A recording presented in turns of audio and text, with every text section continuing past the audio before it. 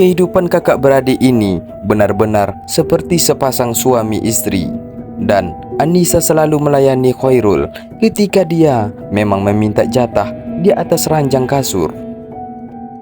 Sebuah kisah yang cukup memprihatinkan dan melibatkan kakak beradik yang memiliki hubungan satu sama lain selayaknya sepasang suami dan istri. Keduanya diketahui telah melakukan hubungan sedarah selama beberapa tahun lamanya, dan hasil atas persetubuhan tersebut melahirkan satu orang anak perempuan. Akan tetapi, karena mereka tidak menginginkannya untuk hadir ke dunia ini, si adik perempuan itu kemudian secara sadar melakukan eksekusi dengan cara menyumpal mulutnya dengan celana dalam hingga membuangnya ke sebuah lahan kosong yang berada di daerah Jawa Barat. Bagaimana hubungan sedarah ini bisa terjadi hingga melahirkan seorang anak perempuan? Mari kita bahas di Beda Alam.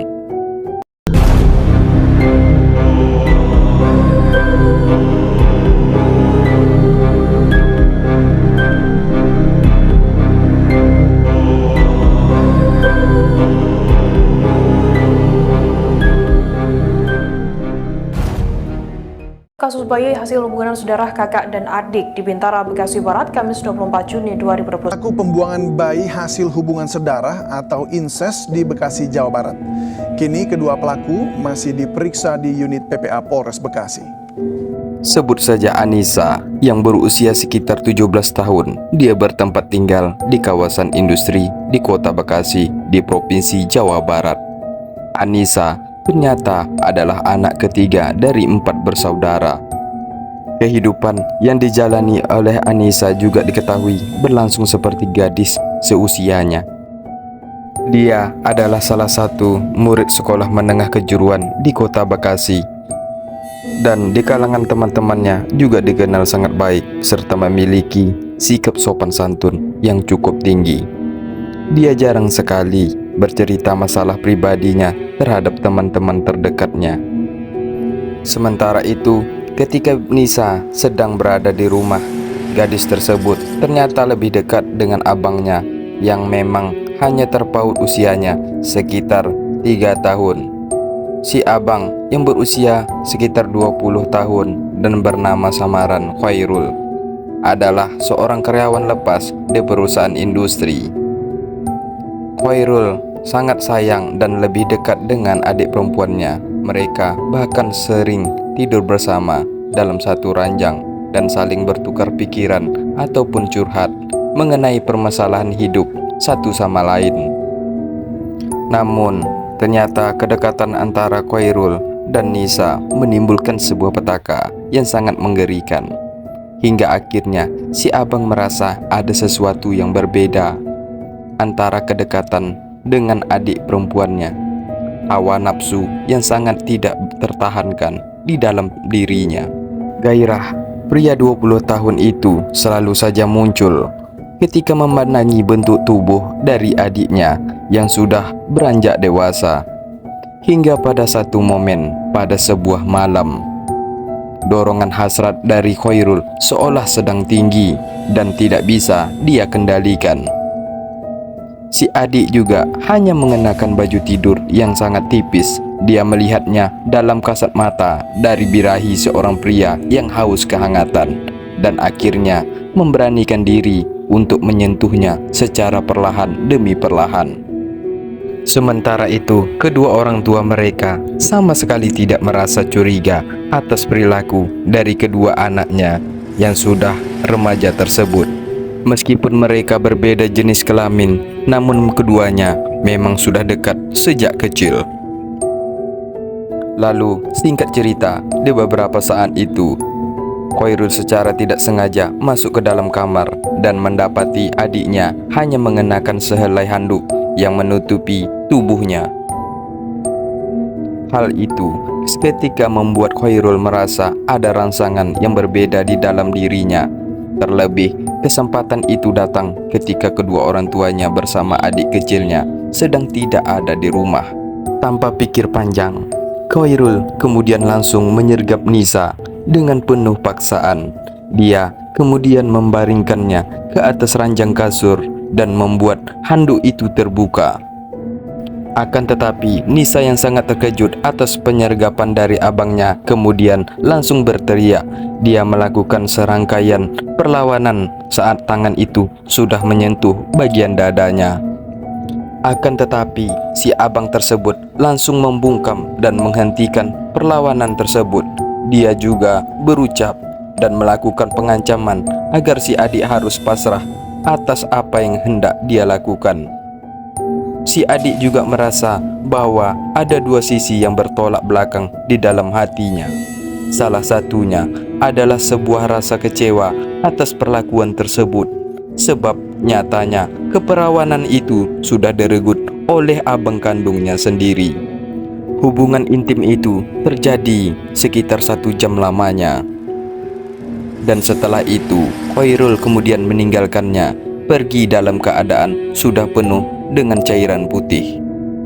Singkat cerita, di beberapa hari berikutnya mereka ternyata memilih untuk saling diam satu sama lain. Nisa yang masih belum bisa memahami atas apa yang sudah terjadi kemudian masuk ke kamar.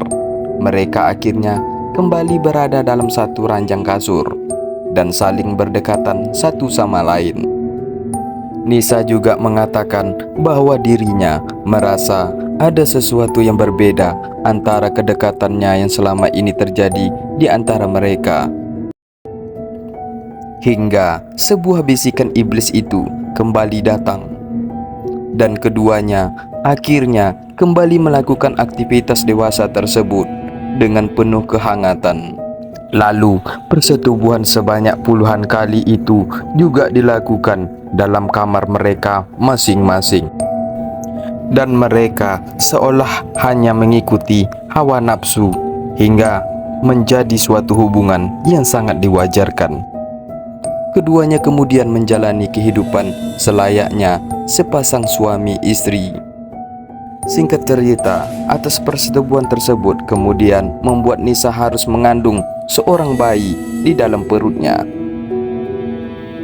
Hal itu tentunya membuat Khairul merasa sangat panik dan ia sempat menyuruhnya untuk menggugurkan kandungan yang baru berumur 2 bulan tersebut.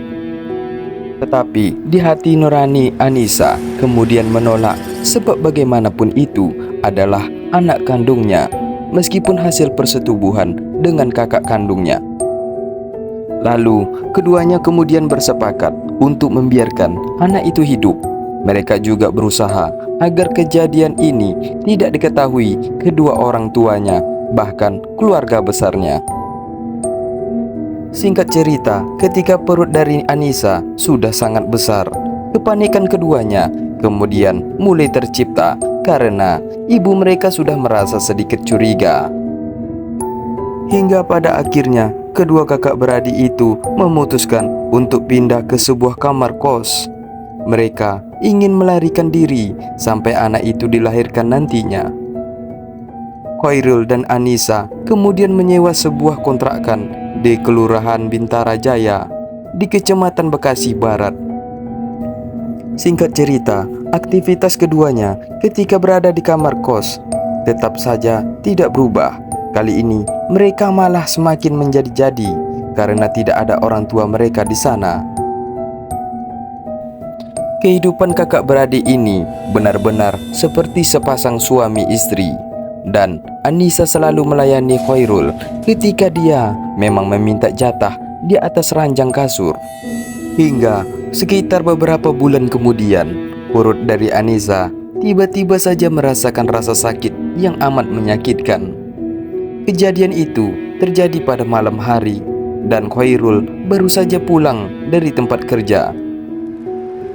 Mereka kemudian baru menyadari si anak akan segera lahir, dan Anissa kemudian membuka celananya hingga terlentang di atas ranjang kasur. Hingga beberapa menit berikutnya, anak perempuan akhirnya lahir ke dunia ini. Saat itu, bisikan iblis kemudian muncul, membuat mereka berpikiran untuk melakukan eksekusi terhadap bayi itu. Tanpa berpikir terlalu dalam, Anissa kemudian menyumpel mulut bayi itu yang terus-terus menangis. Dia takut para tetangga yang lain mengetahui kelahirannya tersebut. Hingga si bayi yang baru melihat dunia itu akhirnya kehabisan napas. Khairul selanjutnya mengambil satu plastik yang berukuran besar. Dia kemudian memasukkannya ke dalam dan menganggap bahwa anak itu adalah anak sampah, memang harus dibinasakan. Kakak beradik itu kemudian mulai berjalan sambil menenteng plastik yang berisi sang cabang bayi. Keduanya kemudian mencari tempat yang kosong untuk segera membuangnya. Hingga pada sebuah kebun yang berukuran cukup luas, Khairul akhirnya melemparnya dengan begitu saja, seperti tanpa rasa bersalah. Dan mereka berdua kemudian kembali lagi ke kontrakan hingga bersandiwara satu sama lain, seperti tidak ada terjadi apa-apa. Namun, singkat cerita, keesokan harinya, satu orang warga kemudian tidak sengaja menemukan bungkusan plastik itu. Dia tentu sangat terkejut karena melihat seorang bayi yang masih berwarna merah tergeletak di sana. Satu warga itu kemudian melaporkannya ke petugas keamanan kampung. Hingga akhirnya peristiwa penemuan bayi itu kemudian ditangani oleh Satuan Petugas Kepolisian Kota Bekasi. Hingga para polisi bersama tim medis kemudian langsung melakukan penyelidikan. Dan satu titik terang akhirnya tercium dengan kesaksian beberapa warga yang melihat sepasang kakak beradik yang menenteng plastik pada malam hari. Sebelum penemuan tersebut, pihak kepolisian kemudian langsung melakukan penyergapan ke kamar kos mereka dan membawa Khairul bersama Anissa untuk dilakukan penyelidikan yang lebih mendalam. Awalnya mereka membantah atas setiap tuduhan tersebut.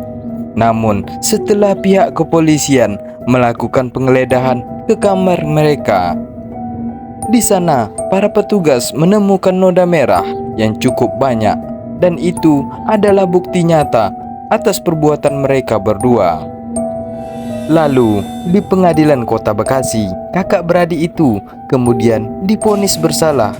Keduanya kemudian dituntut penjara selama 5 tahun ataupun 10 tahun kurungan.